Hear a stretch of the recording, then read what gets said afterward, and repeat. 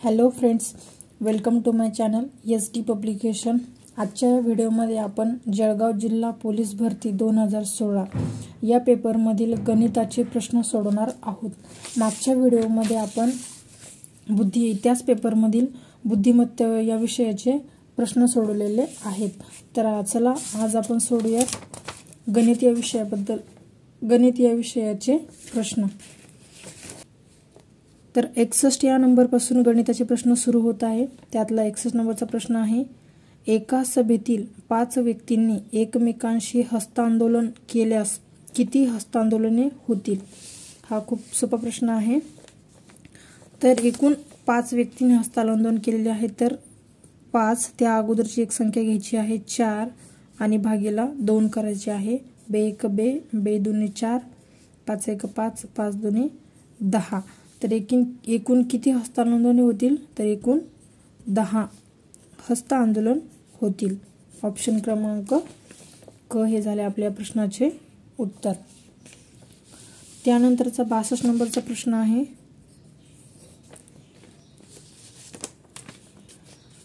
चारशे मीटर लांबीच्या ताशी 72 किलोमीटर वेगाने जाण्याच्या आगगाडीला एक विजेचा खांब ओलांडण्यास किती वेळ लागेल?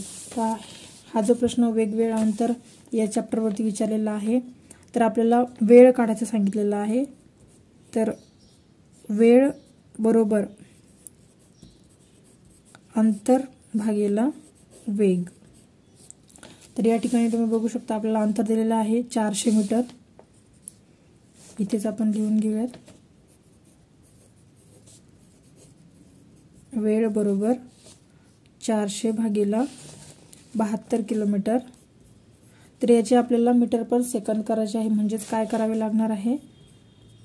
5 भागीला 18, 5/18 याने भागावे लागणार आहे। तर 18 1 18, 18 चूक 72 म्हणजेच काय?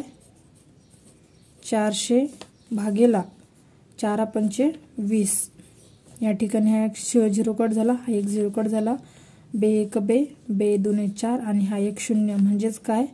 तर 20 सेकंद एवढा वेळ लागणार आहे। आपल्या या प्रश्नाचे उत्तर आहे ऑप्शन क्रमांक ड। तर त्या गाडीला एक विजेचा खांब ओलांडण्यास किती वेळ लागणार आहे? तर 20 सेकंद एवढा वेळ लागणार आहे। त्यानंतरचा प्रश्न आहे, हा बॉडमासवरती प्रश्न विचारलेला आहे मराठीमधले आपले कंचे भागू बेव। 63 नंबरचा प्रश्न आहे, तो आपण लिहून घेऊयात।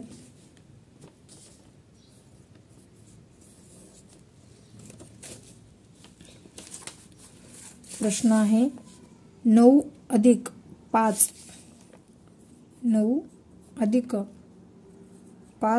गुणेला 16 भागीला 4 वजा 2 म्हणजेच किती? तर या ठिकाणी आपल्याला बॉडमॉसचा नियम विचारलेला आहे। बॉडमॉस म्हणजेच काय? पहिले bracket of divide, multiplication, addition आणि सबस्ट्रॅक्शन। म्हणजेच आपले कंचे भागून बेव म्हणजेच काय? कंस, भागाकार, गुणाकार, अधिक आणि नंतर वजाबाकी। तर त्यानुसार आपण याची मांडणी करून घेऊया। 9 अधिक 5 गुणेला 16 भागीला 4 वजा 2 हे आपण मांडणी करून घेतलेली आहे। तर आता बघूया, 4 1 4, 4 चूक 16। आता गुणाकार झाला, आता भागाकार झाला, त्यानंतर आपल्याला गुणाकार करायचा आहे। 5 चूक 20। तर इथे 9 अधिक 20 वजा 2। आता आपल्याला पहिले प्लस करावं लागणार आहे, म्हणजेच काय? तर 20 अधिक 9 म्हणजेच किती? 29 वजा 2 म्हणजेच आपले जे उत्तर आहे ते आहे 27। ऑप्शन क्रमांक क हे झाले आपल्या या प्रश्नाचे उत्तर। खूप सोपे प्रश्न विचारलेले आहेत, फक्त आपण सराव करणं गरजेचे आहे। त्यानंतरचा प्रश्न आहे, राम व श्याम यांच्या वयाची बेरीज 37 वर्ष आहे। श्याम रामपेक्षा 5 वर्षांनी लहान आहे, तर रामचे वय किती? या ठिकाणी आपल्याला दोघांच्या वयांची बेरीज दिलेली आहे 37 वर्ष। इथे आपण लिहून घेऊयात। 64 नंबरचा प्रश्न आहे, इथे आपण लिहून घेऊया राम श्याम यांच्या वयाची बेरीज. राम अधिक श्याम यांच्या वयांची बेरीज आहे 37 वर्ष. इथपर्यंत समजले. त्यानंतर काय विचारले आहे, श्याम रामपेक्षा 5 वर्षांनी लहान आहे. श्याम हा रामपेक्षा लहान आहे, म्हणजेच राम आपण घेऊया x आणि रामपेक्षा श्याम लहान आहे म्हणजेच काय x वजा 5 किती, तर 5 वर्षांनी लहान आहे. कोण? श्याम. ही मांडणी करून घेऊया आपण. विद्यार्थी मित्रांनो, तुम्हाला समजले का? एकदा परत बघून घेऊया. राम आणि श्याम दिलेले आहे, त्यांच्या वयांची बेरीज आहे 37 वर्ष. आपण रामला x मानले आणि यस म्हणजेच श्याम रामपेक्षा 5 वर्षांनी लहान आहे, म्हणजेच आपण राम x घेतलेला आहे, त्यावरून रामपेक्षा श्याम 5 वर्षांनी लहान आहे, म्हणूनच आपण हे x वजा 5 लिहिलेले आहे. त्यानंतर आता या ठिकाणी तुम्ही बघू शकता इथे बेरीज आहे, म्हणजेच काय 1x अधिक 1x म्हणजेच काय 2x आणि हे वजा 5 आणि हे 37. त्यानंतर आपण बघूयात. त्यानंतरची पुढची स्टेप आहे, हे 2x जशाच तसे ठेवायचे आणि हे 37 इकडचे वजा 5 इकडे गेल्याच्या नंतर अधिक 5 होणार. 2x बरोबर 37 अधिक 5 म्हणजेच किती विद्यार्थी मित्रांनो? 42. आता x बरोबर 42 भागेला 2, तर x बरोबर इथे किती आलं? बे1 बे, बे2 4, बे1 बे म्हणजेच आपला x आलेला आहे 21. आपला x कशाला मानले होते आपण? r ला. तर या ठिकाणी आपल्याला काय विचारले आहे? रामचे वय किती? तर रामचे वय किती आहे? x हा आहे राम. तर ऑप्शन क्रमांक क हे झाले आपल्या प्रश्नाचे उत्तर. त्यानंतरचा प्रश्न बघूयात आपण. विद्यार्थी मित्रांनो, जर तुम्ही SD पब्लिकेशन या चॅनलवरती नवीन असाल तर या चॅनलला सबस्क्राईब करा व साईडमध्ये असलेल्या बेल आयकॉनवरती क्लिक करून ऑल नोटिफिकेशनला ॲक्टिव्ह करा, जेणेकरून मी टाकलेल्या प्रत्येक व्हिडिओची नोटिफिकेशन तुम्हाला लगेच मिळत जाईल. आणि व्हिडिओ आवडल्यास व्हिडिओला लाईक शेअर करायला विसरू नका. त्यानंतरचा प्रश्न बघूयात आपण कोणता आहे, तर 64 नंबरचा प्रश्न आहे. 65 नंबरचा. बाजीरावने आपल्या शेताच्या 1/2 म्हणजेच काय अर्ध्या भागात ऊस लावला. त्यानंतर 1/4 भागात सोयाबीन पेरले. उरलेल्या 16 एकर शेतात ज्वारी पेरली. तर त्याने किती एकर ऊस लावला? प्रश्न समजला विद्यार्थी मित्रांनो. समजा ही आहे बाजीरावची शेती. त्यानंतर त्याने 1/2 म्हणजेच अर्धा भाग ऊस लावलेला आहे. इथे काय आहे? ऊस. या ठिकाणी त्याने ऊस लावलेला आहे. त्यानंतर 1/4 म्हणजे 1/4 भागामध्ये त्याने इथे सोयाबीन पेरली आहे. इथे काय आहे? सोयाबीन.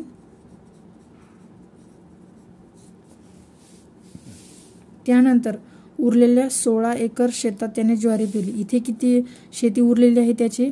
ऊस आणि सोयाबीन पेरल्यानंतर इथे त्याने ज्वारी पेरली. तर ती किती एकरमध्ये पेरलेली आहे? 16 एकरमध्येच. तर आपण बघूयात. 16 गुणेला 4 म्हणजेच काय? 64. त्याच्याकडे टोटल शेती किती आहे?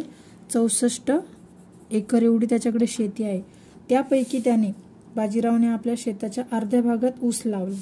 तर त्यापैकी त्याच्या अर्ध्या भागात म्हणजे किती? 64 भागेला 2 म्हणजेच किती? तर 32 एकर. तर आपल्याला प्रश्न काय विचारलेला विद्यार्थी मित्रांनो? तर त्याने किती एकर ऊस लावला? तर त्याने ऊस लावलेला आहे 32 एकर ऊस लावलेला आहे. हे झाले आपल्या या प्रश्नाचे उत्तर. तुम्हाला या डायग्रामच्या माध्यमातून मी शिकवण्याचा प्रयत्न केलेला आहे. हा लॉजिकचाच प्रश्न आहे विद्यार्थी मित्रांनो, की अर्ध्या भागामध्ये ऊस लावलेला आहे. त्यानंतर 1/4 भागामध्ये त्याने सोयाबीन पेरलेली आहे. त्यानंतर उरलेले 16 एकर शेतीमध्ये त्याने ज्वारी पेरलेली आहे.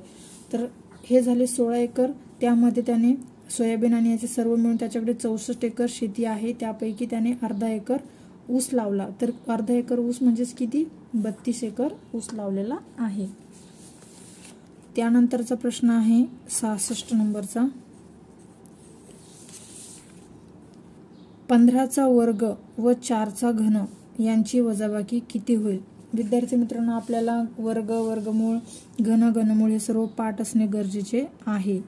15चा वर्ग किती आहे विद्यार्थी मित्रांनो? 225. आणि 4चा घन किती आहे? तर 4चा घन आहे 64. तर यांची वजाबाकी किती होईल? तर यांची वजाबाकी विचारलेली आहे आपल्याला. तर यांची वजाबाकी होते 161. यांची वजाबाकी होते 161. सोपा प्रश्न आहे हा. ऑप्शन क्रमांक ड हे झाले आपल्या प्रश्नाचे उत्तर. त्यानंतरचा प्रश्न आहे 67 नंबरचा. राजू व त्याच्या वडिलांच्या वयाचे गुणोत्तर 3:9 आहे व त्याच्या वयाची वजाबाकी 36 आहे, तर राजूचे वय किती? हा सुद्धा एक सोपा प्रश्न आहे. राजू व त्याच्या वडिलांच्या वयाचे गुणोत्तर 3:9 आहे. 67 नंबरचा प्रश्न आहे. वडील नंतर राजू. राजूचे किती गुणोत्तर आहे? 3. वडिलांचे गुणोत्तर आहे 9. तर इथे 3x आणि 9x. तर व त्यांच्या वयांची वजाबाकी, यांची वजाबाकी किती आहे? तर यांच्या वयांची वजाबाकी आहे 36. तर आपल्याला राजूचे वय विचारलेले आहे. तर यासाठी आपल्याला काय करायचे आहे? 9x मधून 3x गेले म्हणजेच किती? 6x या ठिकाणी आपले उरलेले आहे. 6x बरोबर किती? तर 36. त्यानंतर x बरोबर 36. इकडचे गुणाकारामध्ये इकडे गेले भागाकारामध्ये. x बरोबर 6 1 6 6 6 36. म्हणजे आपले जे उत्तर आलेले x किती आहे? ते आहे 6. आता हे आपले फायनल उत्तर आहे का? नाही. तर आपण इथे x मानलेले आहे. तर आपल्या प्रश्नामध्ये काय विचारले आहे? तर राजूचे वय किती? तर राजूचे गुणोत्तर किती आहे? 3x. म्हणजेच 3 गुणेला 6. 3x बरोबर 3 गुणेला 6. x ची किंमत आहे आपली 6. म्हणजे 6 1 6 6 2 12 6 3 18 वर्ष त्याचे वय आहे. ऑप्शन क्रमांक क हे झाले या प्रश्नाचे उत्तर. त्यानंतरचा प्रश्न आहे विद्यार्थी मित्रांनो 68 नंबरचा. एका हौदात अशा पद्धतीने पाणी सोडले जाते की प्रत्येक मिनिटाला ते दुप्पट होते. तर 60 मिनिटांनी हौद पूर्ण भरला तर कितव्या मिनिटाला तो अर्धाच भरलेला असेल? तर तुम्ही या ठिकाणी बघू शकता. हा सुद्धा प्रश्न लॉजिकच्या माध्यमातून विचारलेला आहे. या ठिकाणी आपल्याला कुठलंही सूत्र वगैरे वापरायचं नाही आहे किंवा काही टेक्निक आहे यासाठी नाही. तर आपल्याला त्या ठिकाणी लॉजिक वापरायचे आहे की एका हौदात अशा पद्धतीने पाणी सोडले की प्रत्येक मिनिटाला ते दुप्पट होते. जर आपण एका मिनिटाला 5 लिटर जर का पाणी सोडले तर 2 मिनिटाला ते 10 लिटर पाणी होणार आहे. म्हणजे प्रत्येक मिनिटाला दुप्पट होणार आहे. तर 60 मिनिटांनी हौद पूर्ण भरला. 60 मिनिटांनी जर हौद पूर्ण भरला असेल तर कितव्या मिनिटाला तर अर्धाच भरलेला असेल? तर या ठिकाणी खूप मुलं कन्फ्यूज होतात. त्यांना असं वाटते 60चे अर्धे म्हणजेच 30व्या मिनिटाला तो हौद भरलेला असेल. तर हे उत्तर चुकीचं आहे विद्यार्थी मित्रांनो. या ठिकाणी प्रश्न आहे, उत्तर आहे ड. ऑप्शन क्रमांक ड हे झाले या प्रश्नाचे उत्तर. 59व्या म्हणजेच 59व्या इथे पूर्ण एवढा हौद आहे. 59व्या याच्या टायमामध्ये मिनिटामध्ये हा हौद एवढा भरलेला असेल. आपल्याला इथे दिलेला आहे प्रत्येक मिनिटामध्ये. 59व्या मिनिटामध्ये हौद अर्धा भरलेला असणार आहे आणि 60व्या मिनिटाला म्हणजे त्याचे दुप्पट होणार आहे. म्हणजेच पूर्ण हौद भरलेला असणार आहे. तर या प्रश्नाचे उत्तर आहे ऑप्शन क्रमांक ड.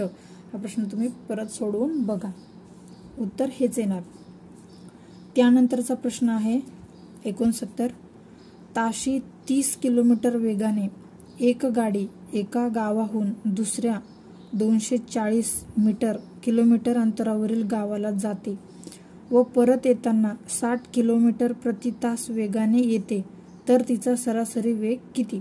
आता हे अंतर आहे मधले 240 किलोमीटर. जाताना ती गाडी 30 किलोमीटर वेगाने जाते व परत येताना 60 किलोमीटर वेगाने परत येते. तर हा प्रश्न आपण कसा सोडवायचा विद्यार्थी मित्रांनो बघा. तर या ठिकाणी आपण एक सूत्र वापरूया. म्हणजे गाडी जातानाचा वेग आणि येतानाचाच म्हणजे 2 गुणिला. एकदा गाडी जाते आणि परत येते म्हणजे 2 वेळा त्याची चक्कर होते. तर 2 गुणिला आपल्याला सुरुवातीला अंतर किती दिलेले आहे 30 किलोमीटर वेगाने जाते व परत येताना 60 किलोमीटर वेगाने परत येते. त्यानंतर आपल्याला याचा सरासरी विचारलेले सरासरी वेग, त्यामुळे यांची होणार बेरीज वेगांची 30 अधिक 60. तर या ठिकाणी तुम्ही बघा 2 गुणिला 30 गुणिला 60 याची जी बेरीज होते ती आहे 90. त्यानंतर आपल्याला इथे करायचं आहे गुणाकार. इथे 6 लिहिले मी, इथे 60 आहे. हा एक शून्य कट, हा एक शून्य कट. 3 दुने 6, 3 त्रिक 9, 3 एक 3, 3 एक 3. इथे राहिले 10. त्यानंतर 10 एक 10, 10 दुने 20, 20 एक 20, 20 दुने 40. तर हे झाले आपले फायनल आन्सर. हे बघा इथे आहे ऑप्शन क्रमांक ब. हे झाले आपल्या प्रश्नाचे उत्तर 40 किलोमीटर प्रति आवर. हे झाले या प्रश्नाचे उत्तर. खूप सोपा प्रश्न आहे विद्यार्थी मित्रांनो. सरासरी वेग विचारलं म्हणजेच काय, जाण्या आणि येण्याच्या वेगांचा गुणाकार करून त्यांची बेरीज करायची आहे व त्याला वेगांचा गुणाकार व त्यांची बेरीज करायची आहे. खूप सोपा प्रश्न आहे हा. त्यानंतरचा प्रश्न आहे 70 नंबरचा प्रश्न.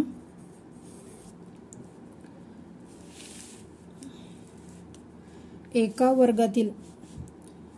वर्गातील 40 विद्यार्थ्यांच्या वयाची सरासरी 10 वर्ष आहे.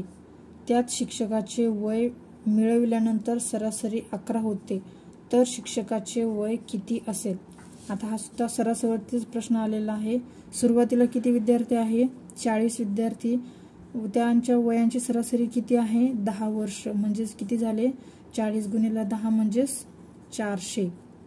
त्यानंतर त्यात शिक्षकाचे वय मिळवल्यानंतर 40 विद्यार्थ्यांमध्ये एक शिक्षक म्हणजेच 41 मिळवल्यानंतर सरासरी किती होणार 10ची सरासरी होणार 11. त्यानंतर यांचा जर आपण गुणाकार केला तर 11 एक 11, हातचाला 1, 11 चूक 44 आणि 1 45 म्हणजे 451 एवढी यांची सरासरी येणार 41 व्यक्तींची. त्यानंतर आपल्याला किती काय विचारले आहे तर शिक्षकाचे वय विचारलेले आहे. तर हे झाले विद्यार्थ्यांचे वय आणि त्यामध्ये एक शिक्षक मिळवल्यानंतरचे हे वय. तर आपल्याला यामधून यांना वजा करायचे आहे. शिक्षकांचे वय विद्यार्थ्यांचे.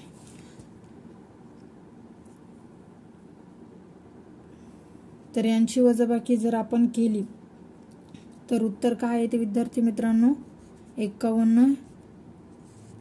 हे ते 51 वर्ष हे त्या शिक्षकाचे वय होईल. काय आहे हे शिक्षकाचे वय. ऑप्शन क्रमांक ड हे झाले या प्रश्नाचे उत्तर. त्यानंतरचा प्रश्न आहे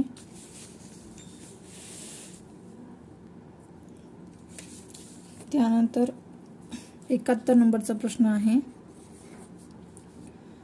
एका वर्गातील विद्यार्थी मराठीत 20% नापास झाले, इंग्रजीत 35% नापास झाले, दोन्ही विषयात 15% नापास झाले, तर पास होणाऱ्यांची संख्या किती टक्के असेल. तर तुम्ही या ठिकाणी बघू शकता या प्रश्नामध्ये सर्व ठिकाणी नापास नापास नापास दिलेले आहे. म्हणजे आपल्यासाठी खूप सोपा जाणार आहे हा प्रश्न सोडवायला.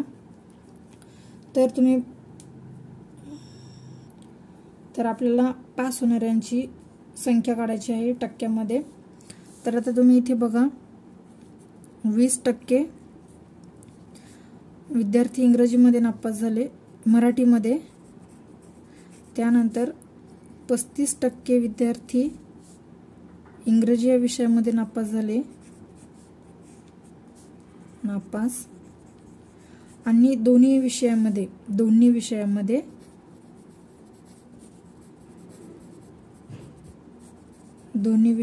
किती तर 15% नापास झालेले आहे विद्यार्थी।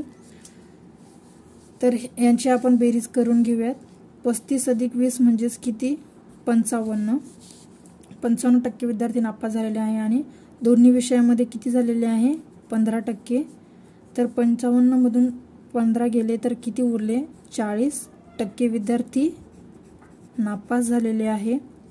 तर पास होणाऱ्यांची संख्या किती टक्के होईल? आता तुम्ही इथे बघा, 40% विद्यार्थी जर नापास झाले तर पास झालेल्या विद्यार्थ्यांची संख्या किती होईल? 60% एवढी पास होणाऱ्यांची संख्या होईल।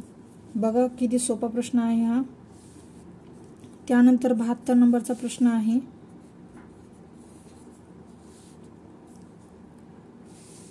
4, 3, 5 यांपैकी प्रत्येकी अंक एकदाच वापरून तयार होणारी सर्वात मोठी संख्या व सर्वात लहान संख्या यातील फरक सांगा। आता या 3 अंकांचा समावेश करून आपण मोठी संख्या कोणती वापरणार आहोत? तर 543 ही झाली मोठी संख्या।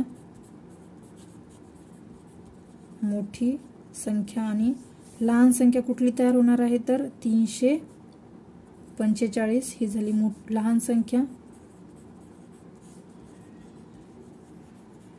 यांच्यातील फरक सांगायचा आहे। फरक म्हणजेच काय? तर वजाबाकी करायची आहे आपल्याला। तर इथे झाले 8, त्यानंतर 9, 198 हा त्यांच्यातील फरक आहे। ऑप्शन क्रमांक ड हे या प्रश्नाचे उत्तर आहे। तर 543 व 345 यांच्यातील फरक किती येतो? तर 198 एवढा फरक येतो। त्यानंतरचा प्रश्न आहे, 2 संख्यांची बेरीज। 73 नंबरचा प्रश्न आहे, 2 संख्यांची बेरीज 96 व वजाबाकी 24 आहे, तर त्याचे गुणोत्तर किती? तर आता 2 संख्या दिलेल्या आहे। तर आपल्याला या ठिकाणी काय विचारले आहे? 2 संख्यांची बेरीज 96 व वजाबाकी 24 आहे, तर त्यांचे गुणोत्तर किती? तर बेरीज आहे 96 अधिक 24, 2 संख्या आहे म्हणूनच 2 लिहिले आपण। त्यानंतर 96 अधिक 24 म्हणजेच किती? 120। 120 भागीला 2, 120 भागीला 2 म्हणजेच किती? तर 60। तर यांची बेरीज किती आली? 60 ही बेरीज आलेली आहे। त्यानंतर आपल्याला काढायची आहे वजाबाकी याच 2 संख्यांची, म्हणजेच 96 वजा 24 भागीला 2। त्यानंतर 96 मधून 24 गेले किती आहे? तर 72, 72 भागीला 2, 72 भागीला 2 म्हणजेच किती? तर 36 ही झाली याची वजाबाकी। ही झाली यांची वजाबाकी। तर हे आपले फायनल आन्सर आहेत का? तर नाही, आपल्याला या ठिकाणी विचारलेले आहे गुणोत्तर। तर आता बेरीज आणि वजाबाकीचे गुणोत्तर विचारले आहे। आपली बेरीज आलेली आहे 60, त्यानंतर वजाबाकी आलेली आहे 36। तर अशी कोणती संख्या आहे बरं जिने 60 आणि 36ला भाग जातो? तर ती आहे 12 1 12, 12 3 36, 12 पंच 60 म्हणजेच काय? तर 5-3 हे झाले गुणोत्तर। तर बघूयात आपण आपल्या प्रश्नाचे उत्तर।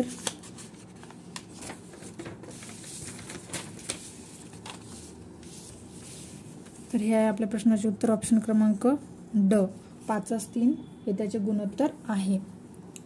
त्यानंतरचा प्रश्न आहे, एक वस्तू 1584 रुपयांना विकल्यामुळे 12% तोटा होतो, तर त्या वस्तूची खरेदी किंमत किती असेल? तर आता तुम्ही बघा प्रश्न सोडवत आपण। 74 नंबरचा प्रश्न आहे। आता 12% तोटा म्हणजेच काय? तर हे बघा 1584 लिहून घेतले आपण। 12% तोटा म्हणजेच काय? 100 मधून 12 गेले म्हणजे आपल्याला 88% एवढेच उरलेले आहे। तोटा झाल्यामुळे जर का आपल्याला फायदा झाला असता तर 112 म्हटले असते आपण, परंतु आपल्याला तोटा झालेला आहे। तर 100 मधून 12 गेले, 88 उरले। त्यानंतर टक्के म्हणजेच इथे 100 लिहिलेत आपण। म्हणजेच काय 1584 भागीला 88 गुणिला 100. तर आता 88ला 1584ला आपण भाग द्यायचा आहे. तर भाग कसा जाईल विद्यार्थी मित्रांनो, 11 8 88, त्यानंतर 11 1 11, इथे राहिले 4, म्हणजेच काय 11 चूक 44 आणि परत 11 चूक 44, इथे 144 राहिले, परत 8 ने भाग जातो विद्यार्थी मित्रांनो. आपण इथे भाग देऊयात, वरती हे वेगळं आहे. 144 भागीला 8 गुणिला 100. तर इथे परत भाग जातो विद्यार्थी मित्रांनो. 8 1 8 8 1 8, परंतु 8 1 8 8 8 64, 18 गुणिला 100 म्हणजेच किती, तर 1800. हे झाले आपल्या या प्रश्नाचे उत्तर, ऑप्शन क्रमांक अ. तर त्या वस्तूची खरेदी किंमत किती असावी, तर 1800 रुपये ही त्या वस्तूची खरेदी किंमत आहे आणि 12% तोट्याने विकल्यामुळे किती झाली त्या वस्तूची किंमत, 1584 रुपये, म्हणजे 12% तोटा झालेला आहे. त्यानंतर 75 नंबरचा प्रश्न बघूयात आपण. 5 क्रमवार विषम संख्यांची बेरीज 85 येते, तर सर्वात मोठी संख्या कोणती. 5 क्रमवार विषम संख्यांची बेरीज 85 येते, तर सर्वात मोठी संख्या कोणती. आता क्रमवार संख्या म्हणजेच काय, सुरुवातीला आपल्याला काय दिलेले आहे, किती आहे बेरीज, 85 बेरीज आहे. किती संख्यांची, तर 5 क्रमवार संख्यांची, म्हणजेच काय याचा भागाकार केला तेव्हा किती येते आपल्याला, 5 1 5 35, म्हणजेच 17 ही एक संख्या येते. आता 5 क्रमवार संख्या दिलेल्या आहे, म्हणजेच 1 2 3 4 5. तर सरासरी म्हणजेच काय, तर मधली संख्या, तर मधली संख्या किती आहे, 17. आता ह्या आहेत विषम संख्या, म्हणजेच 17च्या अगोदरची संख्या कोणती आहे, तर 15, 15च्या अगोदरची आहे 13. आता या 17 नंतर मोठी संख्या कोणती आहे, विषम संख्या 19, आणि 19 नंतर आहे 21 ही संख्या. तर प्रश्नामध्ये काय विचारलेले आहे आपल्याला, सर्वात मोठी संख्या कोणती, तर सर्वात मोठी संख्या आहे 21 ही. ऑप्शन क्रमांक क हे झाले या प्रश्नाचे उत्तर. जर तुम्हाला हा व्हिडिओ युजफुल वाटत असेल तर या व्हिडिओला नक्कीच लाईक शेअर करायला विसरू नका आणि SD पब्लिकेशन या चॅनलला सबस्क्राईब करा. Thank you so much.